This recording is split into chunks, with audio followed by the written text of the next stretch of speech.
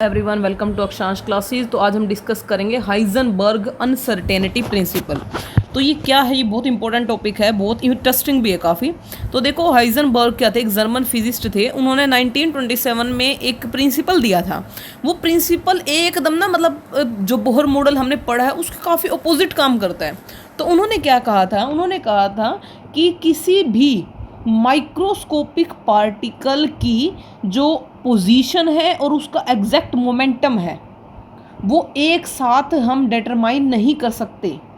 ठीक है, किसी माइक्रोस्कोपिक पार्टिकल की पोजीशन और उसका मोमेंटम एग्जैक्ट निकालनी, दोनों वैल्यू वो एक साथ हम डिटरमाइन कर ही नहीं सकते। जबकि बोहर मॉडल के अकॉर्डिंग तो हमने सब कुछ बता दिया, उसकी वेलोसिटी, मास, उसकी स्पीड, सब कुछ तो बता दिया हमने बोहर मॉडल के अकॉर्डिंग। लेकिन ये कहता है it is impossible to determine simultaneously the exact position and exact momentum of an electron, या यहाँ पे हम माइक्रोस्कोपिक पार्टिकल भी बोल सकते हैं। ठीक है, अब इसका मैथमेटिकल एक्सप्रेशन क्या कहता है? देखो, अभी क्या बोला मैंने, एग्जैक्ट पोजीशन उसको और साथ में एग्जैक्ट मोमेंटम, तो यानी उसके अंदर कुछ ना कुछ अनसर्टेनिटी आएगी।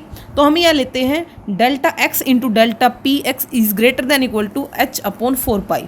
अब डेल्टा एक्स क्या है? अनसर्टेनिटी इन पोजीशन, और डेल्टा पी है अनसर्टेनिटी इन मोमेंटम। ये हमेशा ग्रेटर देन होगा एच अपॉन 4 पाई के। अब हमें पता है P is equal to M V होता है। मास तो कांस्टेंट ही होएगा, इलेक्ट्रॉन की बात करते हैं, इलेक्ट्रॉन का भी कांस्टेंट होता है। अब V है वेलोसिटी, तो इसको हम लिख सकते हैं delta X into M delta V is greater than equal to 4 पाई।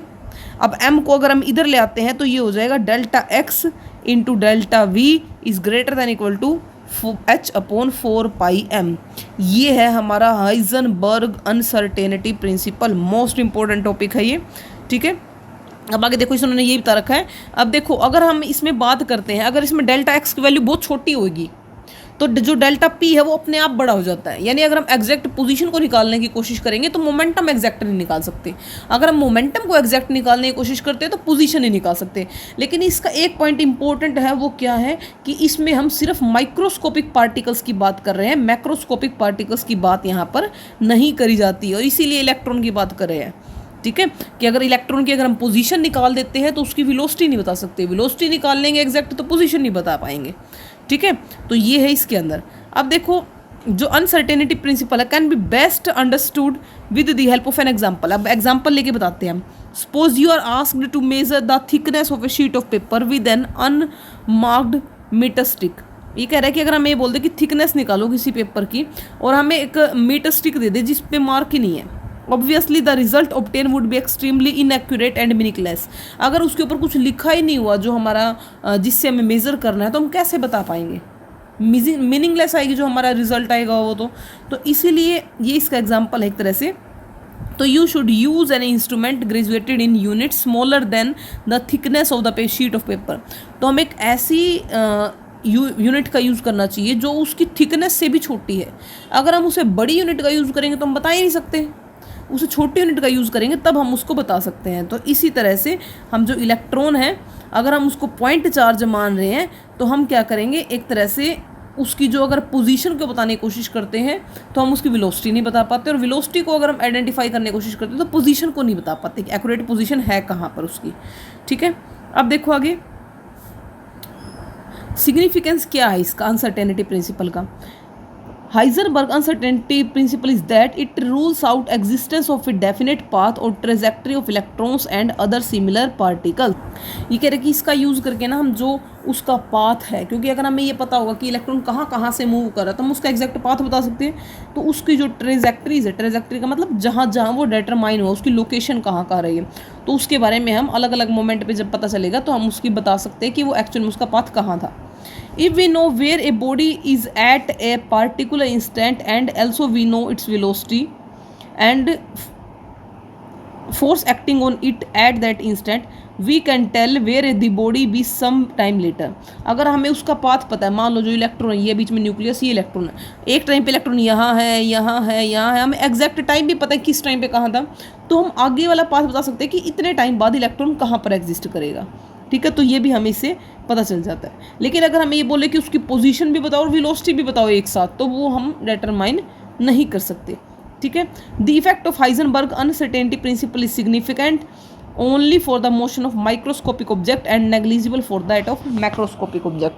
तो ये जो हाइजेनबर्ग अनसर्टेनिटी प्रिंसिपल है ये सिर्फ माइक्रोस्कोपिक पार्टिकल्स के लिए ही एप्लीकेबल है, मैक्रोस्कोपिक के लिए ये एप्लीकेबल नहीं है। ठीक है, आप देखो आगे, जैसे if uncertainty principle is applied to an object of mass say about A milligram, तो अगर मिलीग्राम में अगर मास है तो उस टाइम पे देखो delta X into delta we क्या आया, h/4πm, जो नियरली इक्वल टू आया 10⁻⁻28 मीटर की पावर -2 एंड सेकेंड इनवर्स। तो ये कहता है कि जो ये वैल्यू आई है ना ये काफ़ी छोटी आई है। तो अगर हम मिलीग्राम में ले रहे हैं या उससे बड़ा कोई ऑब्जेक्ट लेते हैं तो ये जो वैल्यू आती है ये इतनी छोटी आती है कि हम ये बोल सकते हैं कि वो उसका मतलब एग्जिस्टेंस ही नहीं है रियल लाइफ में उसकी। ठीक है, तो उस अनसर्टेनिटी को हम क्या कहते हैं, हार्डली उसको बता सकते हैं कि कितनी है। तो ओवरऑल अगर हम कंक्लूजन निकालें तो बात यही आती है कि हाइजेनबर्ग अनसर्टेनिटी प्रिंसिपल एप्लीकेबल होता है for microscopic particles and not for macroscopic particles. अगर हम माइक्रोस्कोपिक पार्टिकल्स लेते हैं, जैसे मैं बात कर रही हूँ इलेक्ट्रॉन की, तो देखो इलेक्ट्रॉन की जब हम बात करेंगे तो delta v into delta x is equal to h/4πm, h की वैल्यू रखो 4πm, साई वैल्यू रखेंगे तो ये वैल्यू है 10⁻⁻4 में, यानी ये वैल्यू कहीं ना कहीं एग्जिस्ट करती है। ठीक है, तो यहाँ पर जो ये वैल्यू आई है ये बड़ी आई, इसलिए कह सकते हैं कि माइक्रोस्कोपिक पार्टिकल्स के लिए इसकी एग्जिस्टेंस है। Therefore it means that the precise statement for the position and momentum of electron have to be replaced by statement of probability that electron has at its given position and momentum. That's why what happen in the quantum mechanical model of atom। देखो इसमें यही बार बार वो ही चीज़ें repeat कर रखी है कि उससे प्रिसाइज वैल्यू आ सकती है, एक्यूरेट वैल्यू नहीं आएगी, बाकी जो आएगा हम क्वांटम मैकेनिकल मॉडल के अंदर उसके बारे में डिटेल में पढ़ेंगे। अब देखो इसके न्यूमेरिकल्स दे रखे हैं, बिल्कुल सिंपल से है। A microscope using suitable photon is employed to locate an electron in an atom within a distance of this. What is the uncertainty involved in the measurement of its velocity? अब देखो हमें इसमें दे रखा है delta x की value दे रखी है और हमें निकालनी है डेल्टा वी की वैल्यू, h/4πm हम रख लेंगे, बिल्कुल ईजी न्यूमेरिकल है। A golf ball has a mass of 40 gram and speed 45 metre per second. If the speed can be measured with accuracy of 2%, calculate the uncertainty in position. तो हमें उसकी position के अंदर अनसर्टेनिटी निकालनी है। तो इसमें देखो अनसर्टेनिटी इन स्पीड दे रखी है h/4π, हमें पता ही है, मास दे रखा है, इजीली निकल जाएगी। डेल्टा एक्स की वैल्यू हमें निकालनी है इसके अंदर। अब देखो वो कौन से रीजंस थे जिसकी वजह से बोहर मॉडल फेल हो गया था। One can now understand the reasons for the failure of Bohr model. In Bohr model an electron is regarded as a charge particle moving in a well defined circular orbit about the nucleus. हमें पता है कि उसने बोला था कि वो एक वेल डिफाइंड ऑर्बिट होता है जिसके अंदर इलेक्ट्रॉन्स रिवॉल्व करता है। The wave character of the electron is not considered in Bohr model. Bohr model के अंदर उसका वेव करेक्टर तो कंसिडर ही नहीं किया गया कहीं पर, उसे बोला कि वो चार्ज पार्टिकल है, वेव नेचर तो उसका बताया ही नहीं। ठीक है, तो अब क्या कहते हैं, उसके बाद उसका हमने पाथ भी बता दिया, उसकी वेलोसिटी भी बता दी, पोजीशन भी बता दी, सब कुछ तो ही बता दिया एग्जैक्ट एक ही टाइम पे। जबकि हाइजेनबर्ग अनसर्टेनिटी प्रिंसिपल क्या कहते हैं कि ये जो एक्चुअल वैल्यू होती है, यानी उस सेम टाइम पे साइमल्टेनियसली हम पोजीशन और उसकी वेलोसिटी एक साथ बता ही नहीं सकते। और जो डी ब्रोगली ने अपना दिया था उसने कहा था कि कोई भी पार्टिकल है, कोई भी मैटर है, वो एज ए पार्टिकल और एज वेव दोनों तरह से बिहेव करता है, जिसके बारे में भी बोहर ने कुछ नहीं बताया था। ठीक है, तो ये भी उसकी एक लिमिटेशंस थी। अब देखो in view of these inherent weakness in the Bohr model there was no point in extending Bohr model to other atoms. तो इसलिए उसको आगे एक हाइड्रोजन पे बात करके उससे आगे उसको एक्सटेंड ही नहीं किया गया। In fact an insight into the structure of atom was needed which could account for wave particle duality of matter and be consistent with this came with the. अब देखो इसमें यही चीज़ें बताई गई है कि वो इसी चीज़ को फॉलो नहीं कर पाया था, उससे ड्यूअल नेचर ऑफ मैटर को भी नहीं बताया अच्छे से, और जो हाइजेनबर्ग अनसर्टेनिटी प्रिंसिपल है वो उसको भी एक्सप्लेन नहीं कर पाया था। ठीक है, तो अगला टॉपिक हम करेंगे नेक्स्ट वीडियो में। Thank you and have a nice day.